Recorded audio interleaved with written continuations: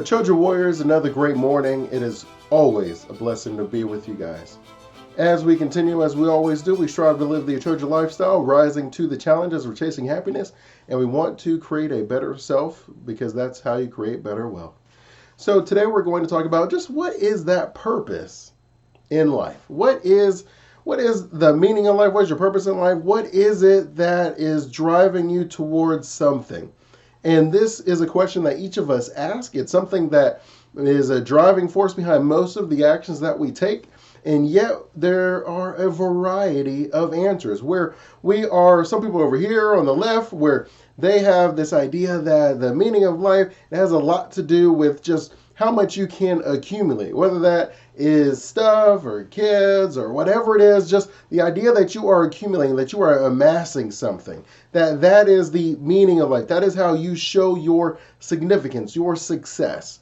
And so then there are others who take a more spiritual, more religious route, where the idea that, well, you have a creator, so if you have a creator, God created you, then there is a purpose that's aligned with his purpose. And so what is it that you can do as far as furthering God's purpose? Where would that align you, and how can you live that type of a life? There are some who would say the meaning of life, the purpose of life, that a lot of that has to do with our ability to create just positive impacts within a certain, smaller area. So whether that's within your family and friends, and that has to do with you having kids and growing and raising them and creating some sort of a family history where you are passing down traditions and things like that.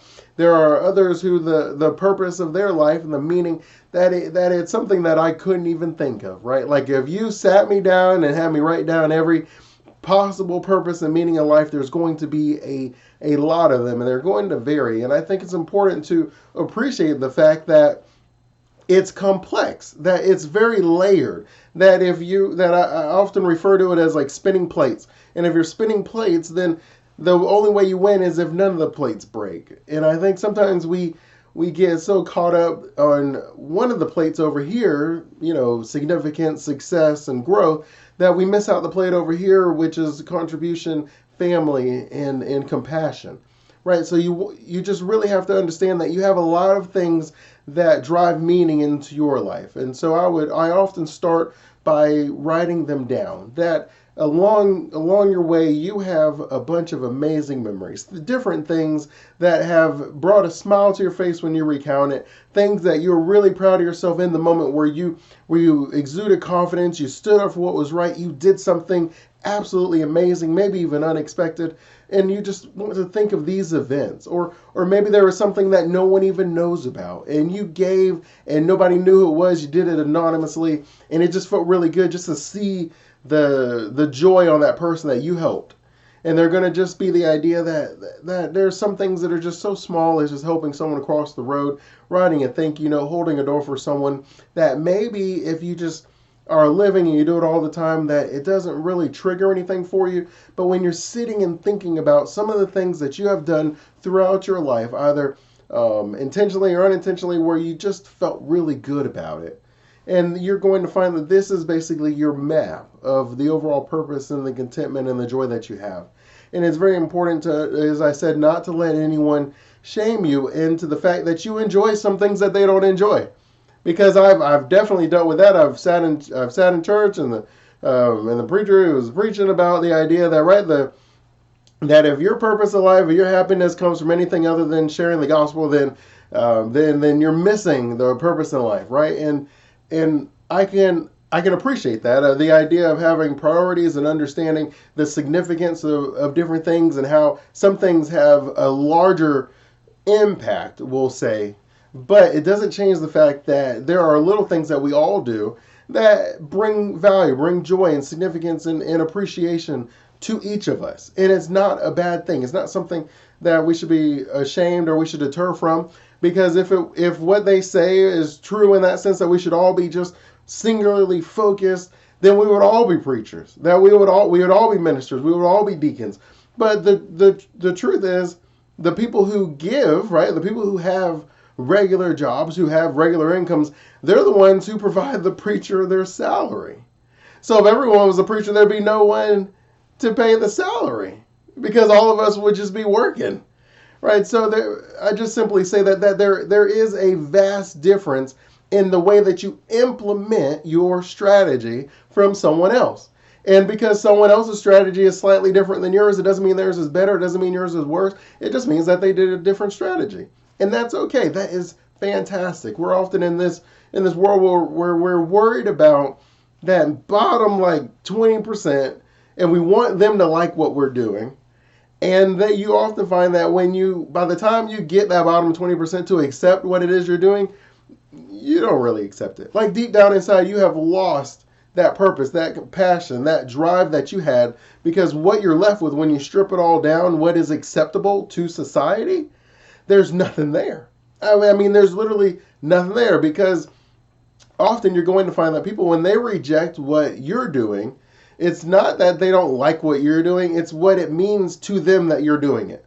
And what I mean by that is, so for example, if someone is telling you, well, you can only focus on this, well, I find that person is lacking in most other aspects of their life, right? Like they're not as committed to their children, or they don't spend a lot of time volunteering outside of the congregation events. They don't really give, and they don't show compassion in a lot of other ways. So the way that they interpret that is just because all those other things are unimportant. All those other things don't really matter. I'm just focused on what truly matters. So when they're projecting that on you, you're thinking like, wow, am I messing up? Am I falling short?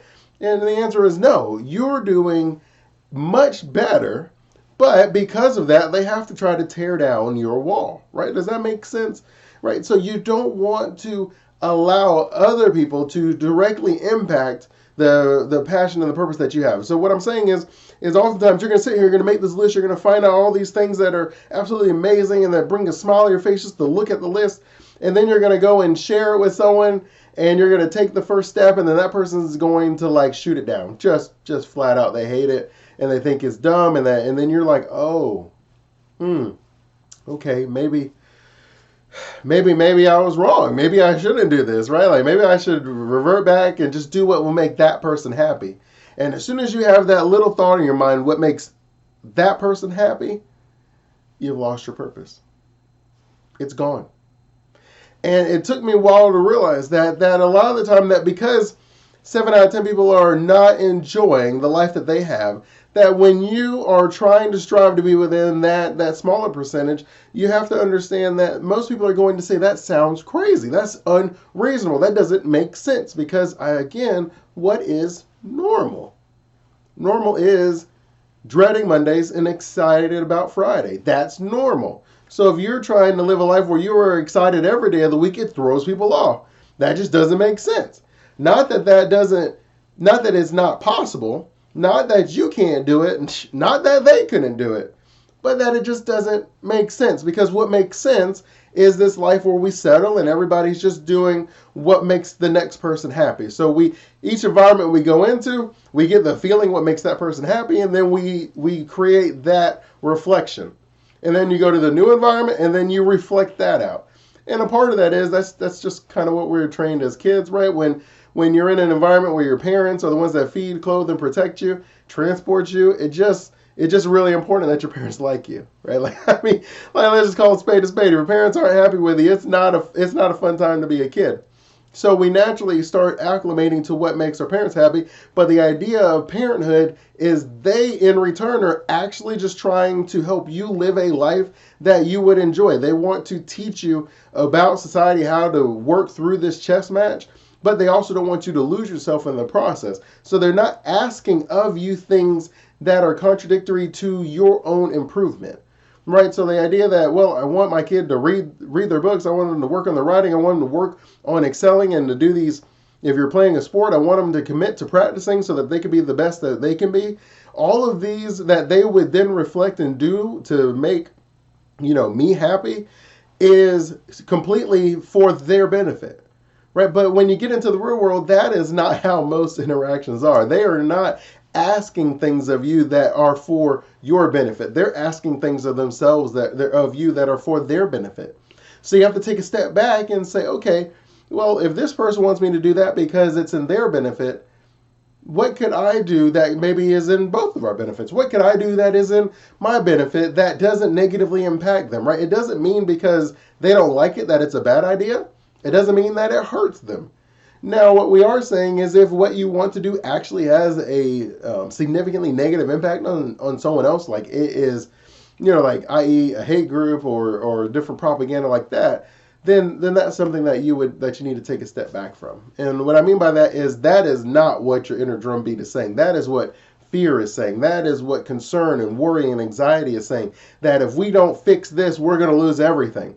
You find that is often where corruption and greed and violence it comes from. Is this desperation that there's nothing that I can do to fix the environment that I have. So unless I start cracking some eggs, I start breaking some rules.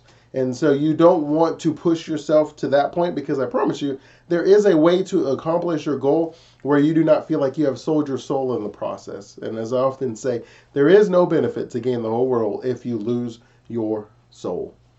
So when you're trying to figure out what your purpose is in life, it is going to be aligned with what that inner voice is saying, that is often encouraging you, that thing that would make the world a better place. And that truly is it, because I believe at the end of the day, each of us desire to leave the world better than we found it. And the part that we get lost is within the application of that, where some people would say war, and some people would say dictatorship, and other people would say unity, and other people would say compassion, right? But they're both trying to accomplish the same thing in a lot of ways. It's just the way they're going about doing it is what defines us as individuals, right? And so you want to make sure that you are not compromising yourself to the point that you feel like you have sold your soul to gain the result you wanted, because you're going to lose happiness along that way. And so you often want to make sure that you're able to recalibrate. I promise you, there is a way to accomplish your goal without you having to sacrifice your soul. And it starts with you not being worried about what other people are thinking. And it ends with you building some confidence and trust in a process that you can do daily. Because greatness is not a splash in the pan. It's not a stroke of lightning. It is a consistent process, a bunch of small wins that when you look back, maybe weren't that small as you thought, but they end up aligning and creating massive momentum in that big win that you're actually striving for. And so when you are trying to live that life, the thing that I would find that most people do is you just got to listen to that inner voice. You got to be willing to go for it.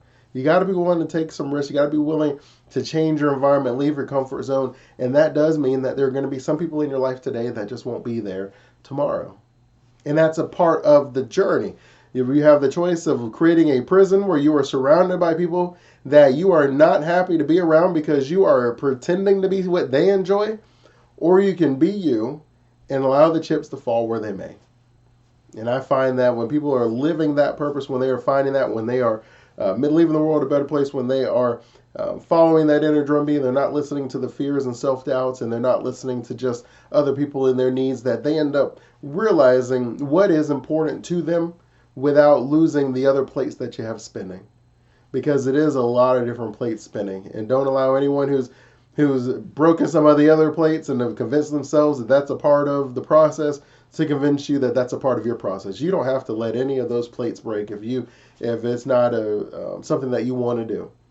And some of your goals and passions, they're going to change over time. That's natural, right? When you have kids, you look at the world completely differently.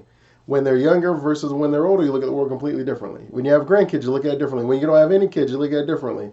When you just have to pay your own bills and you're not in school, you look at the world differently. When you're a homeowner versus when you're getting your home, you look at it completely differently. I mean, when I thought about home ownership, the idea that my AC would stop working never crossed my mind until I owned a home. So that's okay. It doesn't mean that you have changed just because you have gained more insight. It's more that you've recalibrated, that you've adjusted, that maybe you've realized that some of the things that were important to you just weren't that important. And that's why I also encourage you guys, and we'll end on that note, where when we asked you in the beginning, where you start by writing out the different experiences, see if you can try to figure out the timeline a little bit. I mean, you don't have to be exact, but just see if you're able to see some sort of a progression as a human being, and then you may realize some events in your life around that impacted that. Because the goal of finding your purpose, the purpose in life, it has to really do with a lot of self-reflection, a lot of talking to yourself, a lot of meditation, a lot of personal growth. And when you do these exercises, don't do it just because Dre told you to do it. Do it because you want to know more about yourself, because you want to grow, because you want to realize some of the consistencies that you've had. And then when you realize some of the goals that you've accomplished, what did you do that year differently to accomplish the goal? And what happened along the way that caused you to lose some of that? And then can I get back on the horse and keep riding? And you know, as you're chasing happiness, living the Achoja lifestyle, you know, I already know the answer is yes, that you have the ability to rise to the challenge and to achieve greatness while you're chasing happiness. Always thankful for our time together. Continue blessings. I look forward to our next time.